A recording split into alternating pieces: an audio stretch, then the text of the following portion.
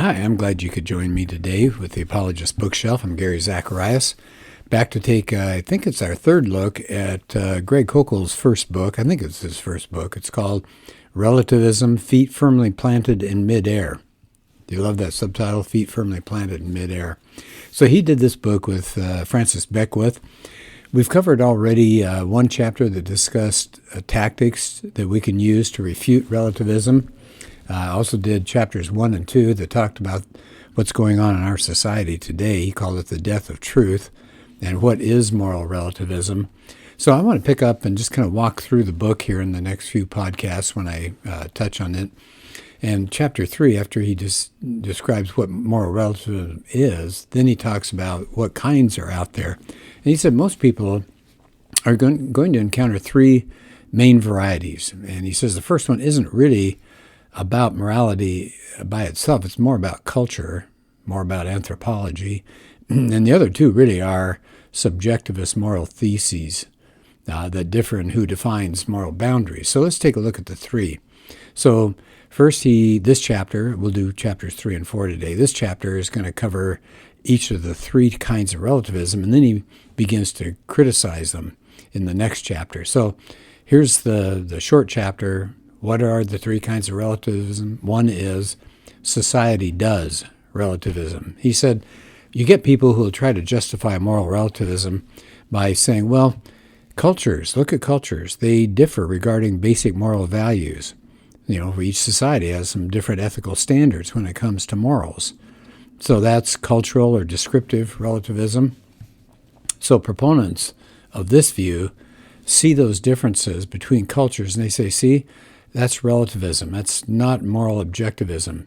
They say that since each culture has a different morality, none of them are justified in claiming that its own brand is correct. Okay, I get it. That makes sense.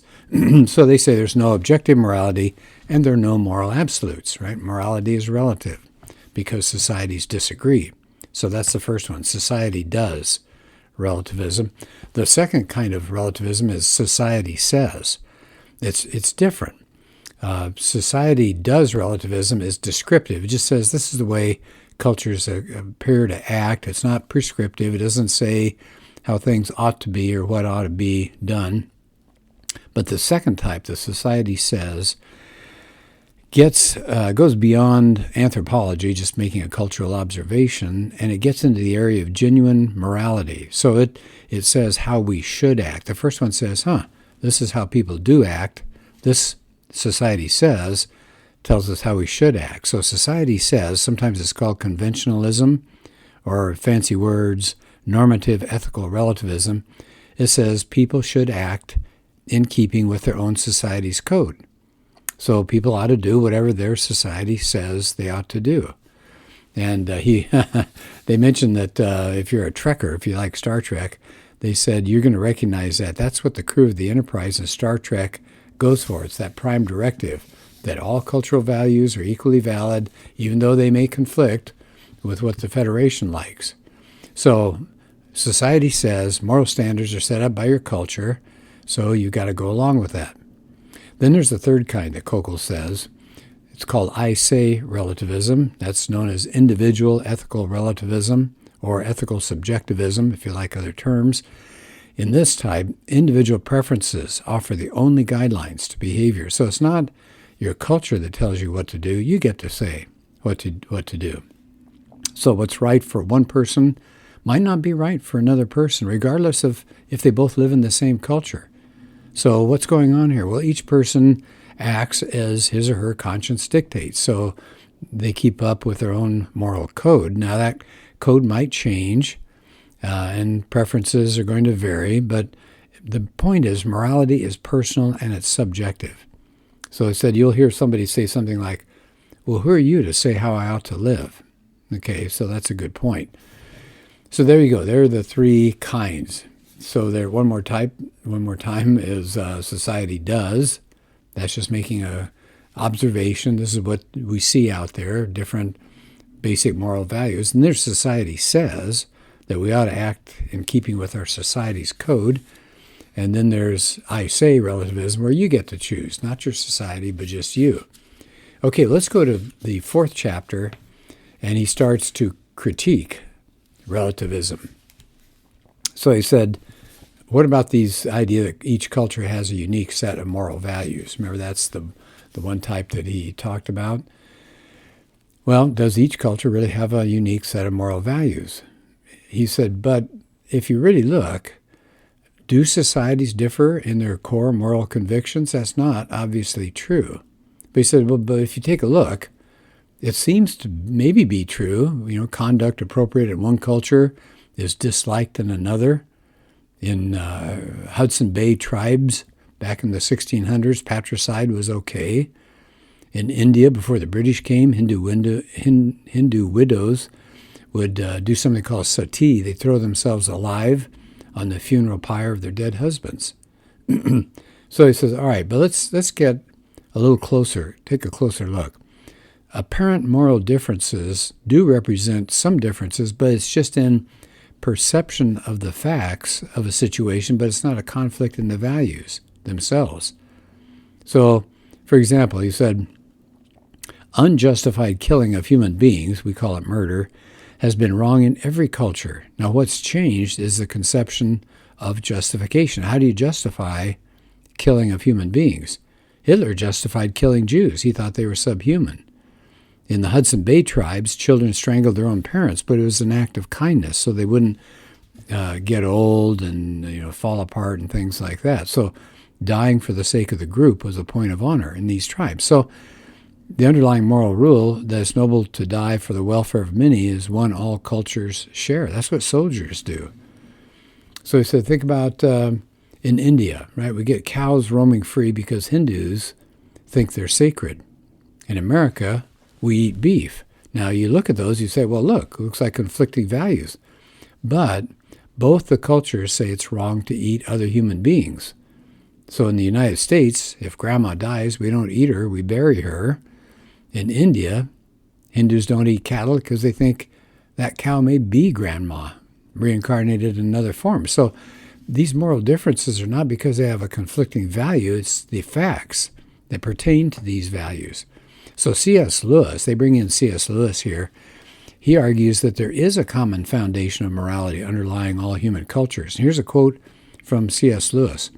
If anyone will take the trouble to compare the moral teaching of, say, the ancient Egyptians, Babylonians, Hindus, Chinese, Greeks, and Romans, what will really strike him will be how very like they are to each other and to our own.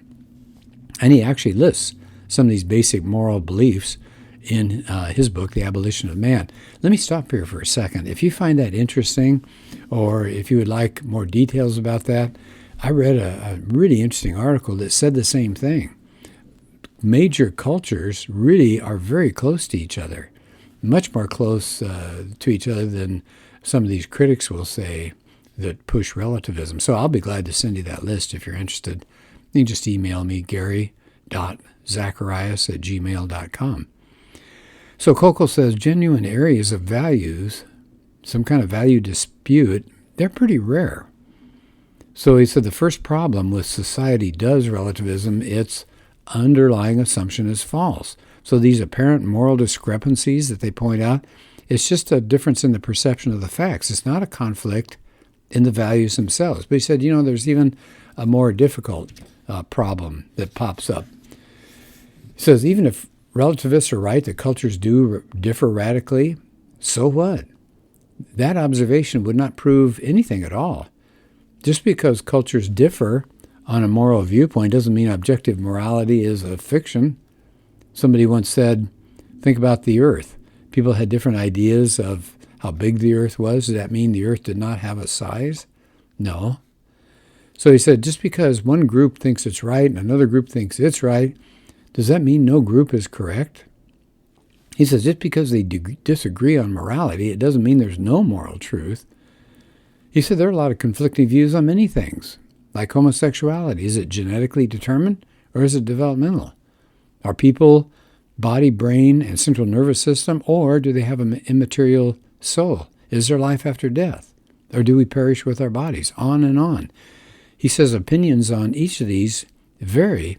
The fact that there's disagreement doesn't mean that no view could be correct. And he said the same is true with differences of opinion on morality. He brings up what I think is a really interesting story here. He said religious pluralists think all religions are equally valued, and they love the story of the blind men and the elephant. So maybe you've heard that. It's supposed to be an ancient fable. 6 blind men visit a palace of a Raja, and for the first time they encounter an elephant. So he says, you may touch them. So the first man touches the side. Oh, the elephant's like a wall. The second blind man puts his hand and touches the trunk. No, it's round. It's like a snake. A third blind man puts his hand out and he touches the tusk. He said, oh, no, you're both wrong. It's like a spear. Another man puts his hand out, touches the leg. Oh, no, you're all mistaken. The elephant's like a tree. And so they argue and they bicker. They got this argument going, and the Raja wakes up because he's hearing this complaining and bickering. And he gets out on the balcony. He says, quiet. The elephant is a big animal. Each person here touched only one part. You have to put all the parts together to find out what an elephant is like. And so the blind men say, okay, each one of us knows only a part, and if we want to find out the whole truth, we have to put the parts together.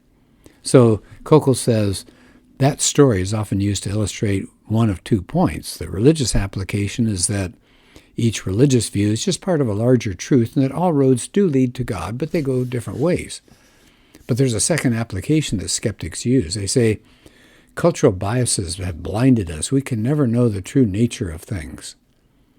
But Koukl said, well, that's self-refuting. In order for somebody to say all moral claims are an illusion, then that person has to escape the illusion himself or herself.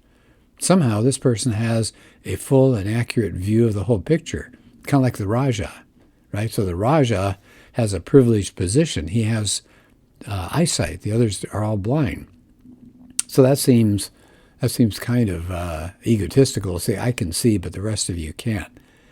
So as Koukl wraps up this chapter, he says that society does relativism, where you look out and you see differences and you say, okay, must be relativism. He says it fails on 3 counts. He says, first, it's wrong because it assumes each culture has a unique set of moral values. No, it doesn't.